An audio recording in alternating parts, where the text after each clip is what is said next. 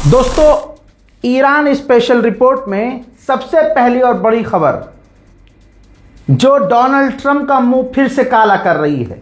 याद है आपको, और याद होगा क्यों नहीं। डोनाल्ड ट्रंप ने लगातार 40-45 दिन रट्टा मारा है कि हमने ईरान को मिटा दिया, ईरान की फौज कमजोर कर दी, ईरान की नेवी मिटा दी। और खासकर ये लाइन आपकी नेतन्याहू की और ट्रंप की याद होगी कि हमने ईरान की मिसाइल पावर को खत्म कर दिया।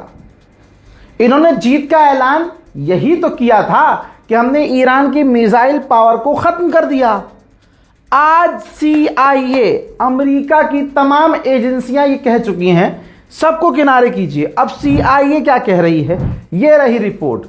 CIA ने अपनी रिपोर्ट पेश की और अमेरिका को बताया कि भैया, बल्कि दुनिया को पता चल गया है, CIA की रिपोर्ट में बताया गया है कि ईरान की 70% मिसाइल पावर, उसके लॉन्चर्स अभी भी मौजूद हैं।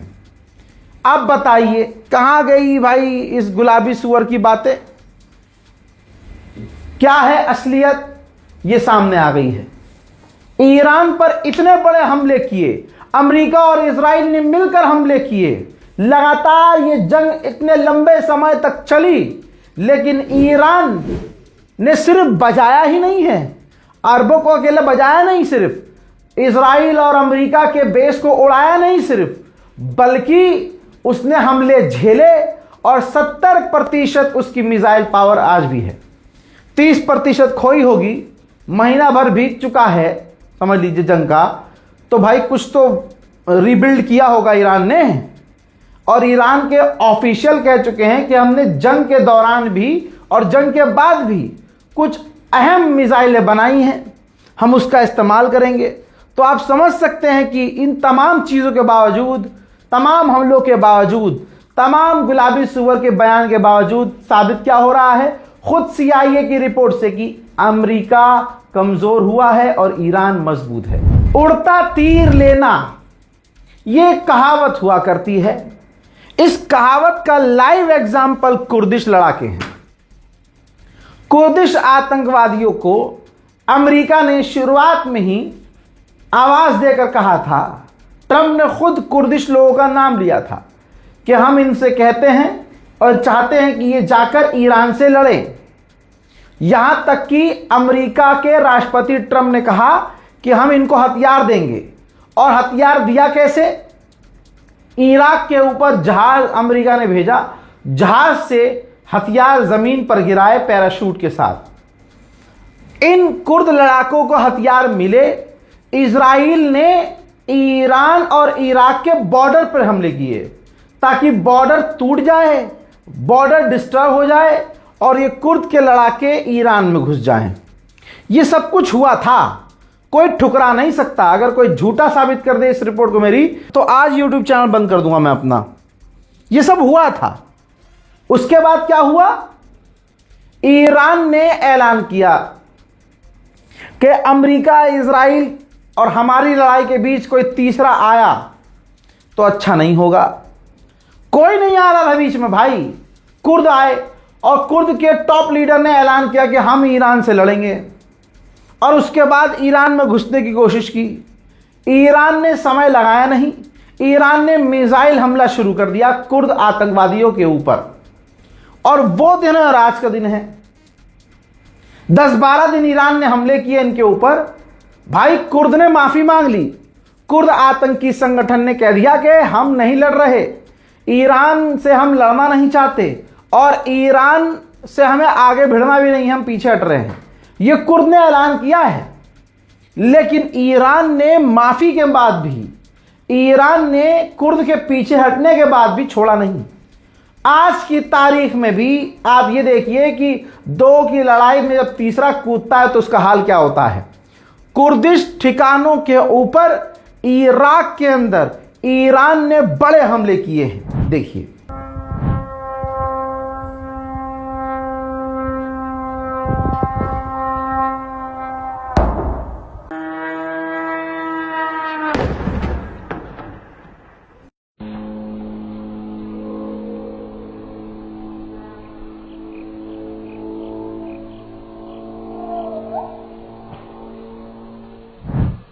अल्लाह अकबर। जीसीसी गल्फ कॉरपोरेशन काउंसिल ने ईरान की निंदा की है जो ईरान ने यूएई के ऊपर हमला किया है।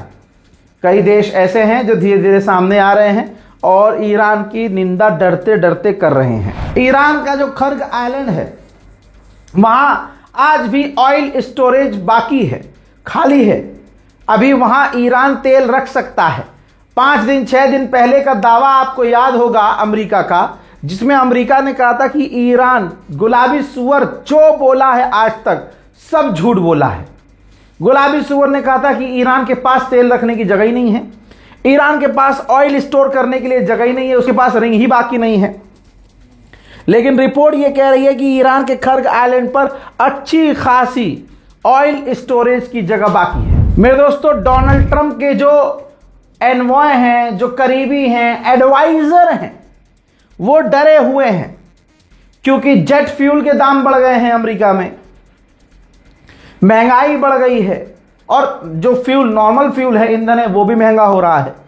अब डोनाल्ड ट्रंप के एडवाइजर्स को चिंता है, डर है कि चुनाव हार सकते हैं।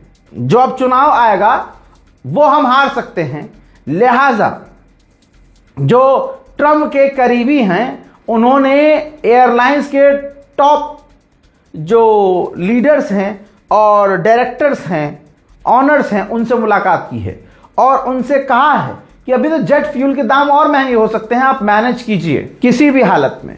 तो आप समझ सकते हैं कि पीछे से डोनाल्ड ट्रंप की पूरी कुर्सी चरमराई हुई है। अमेरिकी एयरलाइंस ने 56-57% जेट फ्यूल पर खर्चा किया है, ज्यादा खर्चा किया है, यानी जेट फ्यूल के दाम डबल हो चुके हैं और अभी और महंगा होने वाला है।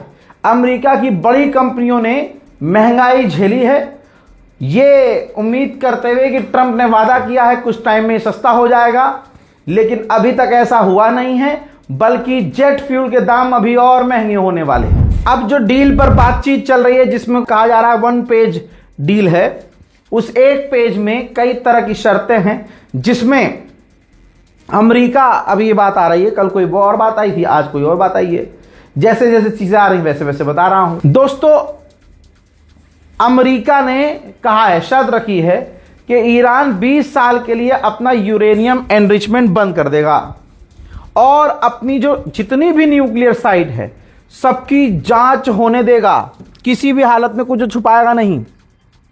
और फॉर्दो, नतंज और इस्फहान के अंदर जो उसके हथियार हैं, न्यूक्लियर वेपन्स हैं, उनको पूरी तरह से हटा देगा, मिटा देगा।